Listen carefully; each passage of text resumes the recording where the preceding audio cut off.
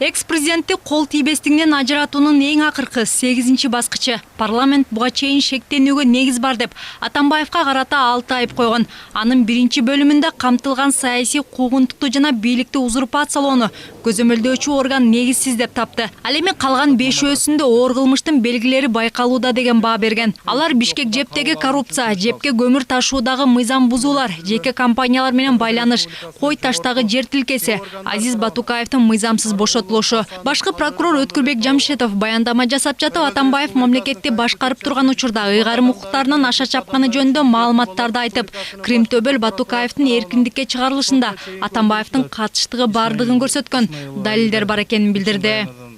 Курук болбош үчүн Батукаевдин берген көрсөтмөсүнүн копиясы менин колумда. Бул түздөн түз кандай иш-чаралар жүргүзүлгөнүн экс-президент Атамбаевга көрсөтмө берип атат.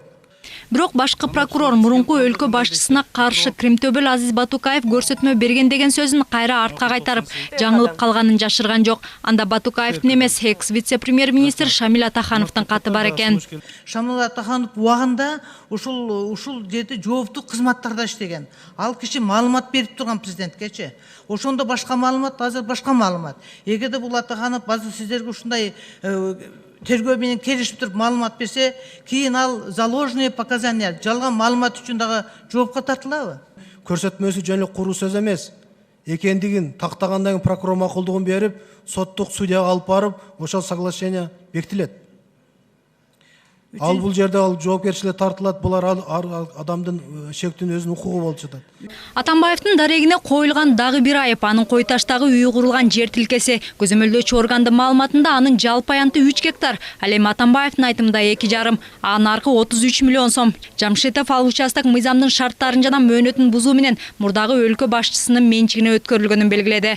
Турбек Асылбекович, эми ошол 33 миллион каяктан келген ал акчалар текшерилеби?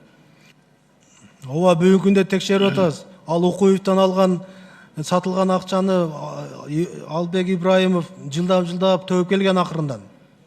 Төгүп бүтө элек. Азыр бүгүнкү күндө атайын шоттун эсептөө палатасына дайындалган, абойдо жүрүп атат. Ошонун жыйынтыгы менен билинет. Парламентарийлер ММКда аты көп аталган Субихи Пархати менен Атамбаевдин байланышына жана анын мүлктөрүнө мыйзамсыз акчаны адалдоого тийиштүү суроолорду да көтөрдү. Көзөмөлдөөчү орган мурдагы өлкө башчысынын декларациясын текшергенде Пархати аттуу жаран форум үчүн белгилүү бир суммадагы каражатты Хуасин аттуу компанияга которгону билинген. Бирок Жамшитовдун белгилөөсүндө иш жүзүндө мүлктүн баары Атамбаевдин ээлигинде калган. Ошо жана Субхани Пархати деп көп айтылып калды, соцсеттерден сүрөтүн көрүп атабыз. Ал Кыргыздын жараныбы, Кыргызстандабы? Кара Балта шаарында төрөлгөн. Мунун атасы апасын өлтүрдү деген шек менен убагында Казакстанга качып кеткен экен. Анан бул бала Пархати Урумчидеги өзүнүн тайтасын колуна чоңойгон. Кыргызстандын паспортун алган, Кыргызстандын жараны бүгүнкү күндө муну аныктап издөө боюнча иш-чаралар жүрүзүп жатат. Мен ойлойм да, Атамбаевдин мамлекетке канча салык төккөндө мультимиллиардер болгону боюнча дагы аныктап чыгарып эл билиш керек да. Карапайым эл билиш керек бүгүнкү күндө. Экинчиден, могу ТЭЦке жылына 600 миңден 900 миң тоннага чейин ташыган көмүр эксперттердин берген боюнча $36 келген көмүрдү $56 киргизиптир.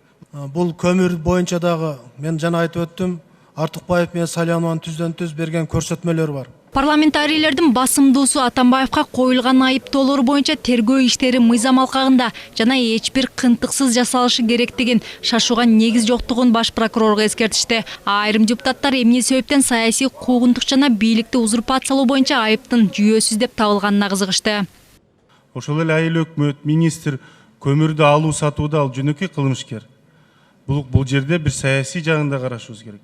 Президенттик статус менен ээ болуп, башка бийлик бутактарына кийлишүүсү менен чечимдерди кабыл алдыруу маселесин ошол жерде саясий куугунтукту жүргүзүү боюнча саясий бир чоң баа бериле турган жерге сиздер макул боло албай калдыңыздар. Себептерин айтып койсоңуздар.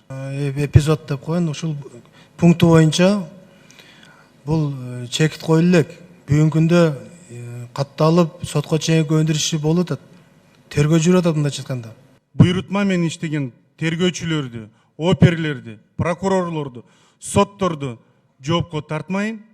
Биз дайым ар бир келген президентти ажыдарга айланта баштайбыз. Было громкое обвинение моих коллег. Мен сиз айткан бардык 5 фактыга макулмун. Бирок саясий куугунтук тууралуу маселе бар. Учурунда менин партиялаштарымдын дарегине офшордук Белизгейт боюнча чуулганды айыптар коюлуп, саясий куугунтук болгон. Бирок ал дооматтар тастыкталган жок. Ошондо биз көргөнбүз. Илим Карыпбеков менен Сегизбаев кандай иштегенин. Бул саясий куугунтукта.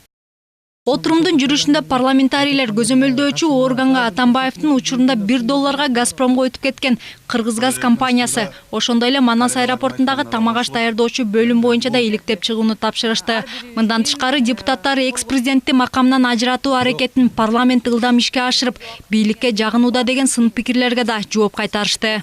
Вот я считаю, что это... Ирина Юрьевна бизде Атамбаевке чыккынчылык кылдыңар деди. Бул туура эмес. Анткени чыккынчылык кылуу деген бул бир адамга берген антты бузуу же кандайдыр бир жоопкерчиликтен качуу. Бирок Атамбаевди коргойм деп эч ким ант берген эмес. Көпчүлүгүбүздүн анын алдында жоопкерчилигибиз жок. Эгер акыйкатты айтыш керек болсо, Атамбаев өзү элге ант берип, стабилдүүлүктү убадалаган.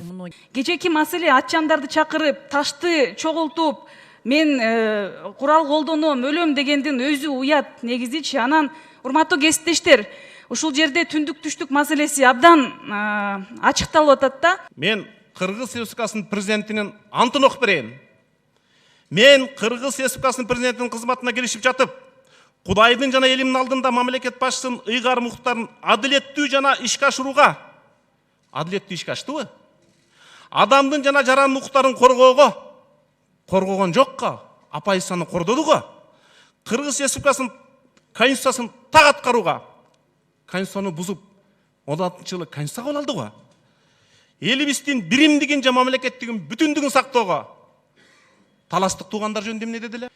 Конституцияда 7 нерсеге ант берсе, 6 бузулган. 3 сааттык отурумдун жыйынтыгында суроо жооп бөлүгү спикердин демилгеси менен кыскартылып, эл өкүлдөрү добуш берүүнү ачык өткөрүү керекпи деген суроонун үстүндө да баш катырышты. Ошентип 6-чакырылыштын депутаттары жайкы каникулга тараардын алдында Орто Азияда биринчи жолу экс-президентти кол тийбестик макамынан ажыратты. Токтомго депутаттардын 103-ü макул, 6-сы каршы добуш берди. Муну менен парламент мурдага жөнү кылмыш жоона тартууга жол ачып берди. Чынара Нурсейитова, Эрмек Райымбеков, Нью ТВ.